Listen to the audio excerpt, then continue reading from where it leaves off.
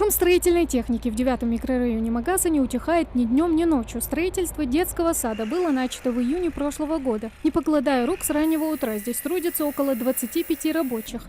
Один из них – Ильяс Даурбеков. Он занимается стяжкой почти 5 лет, как и его сотоварищи. Они уже залили бетоном пол на первом этаже, осталось еще 2.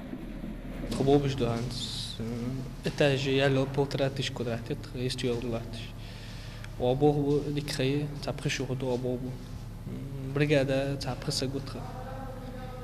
Дикдабуд бол камдот. До 2021 года в республике планируется построить 17 детских садов, в числе которых и это дошкольное учреждение. Согласно федеральной целевой программе, этот садик смогут посещать 220 детишек.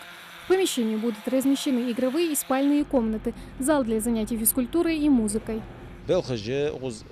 تعدول ده هنز حدش لاحتاج نستياش وريم دي توك تشوج نخبوق توقس كاناليزاتي يج استياش كيج شتكو توركيج درك بلغش تهم برلين حدش وقت قوس تانا حيز لاحتاج فسادش هنسو مغو فسادش وقس.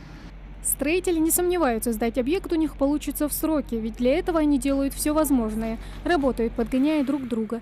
Электричество и отопление уже проведено. Дело осталось за малым. Нужно установить навесные радиаторы. Отопление, теплотрасс. Белых штуку основной. Зависимо будет же, труба عنده же, сатси, да, вот основной тоже белых ждишь поклевочный, эш белых так задержка ждет он, цитат кашля белых ждал христи. Царь тахет хитат вقت خدا лендали неделю-две, грубо говоря, если до вقت خدا лендали.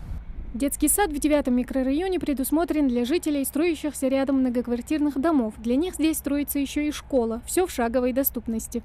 Полностью теневой навес и игровой зоны для ясельных группа А я хариш. Вож для дохода берешь цан лоз дошкольной группы G, цан лоз же площадка же огза хариш хаяриш. Котельни прямо у кого гитха, но огороженных гитха полностью трансформаторные подстанции полностью огородить, где берешь цать такой гуатиш, цан ора, где цан отвести зоне тха.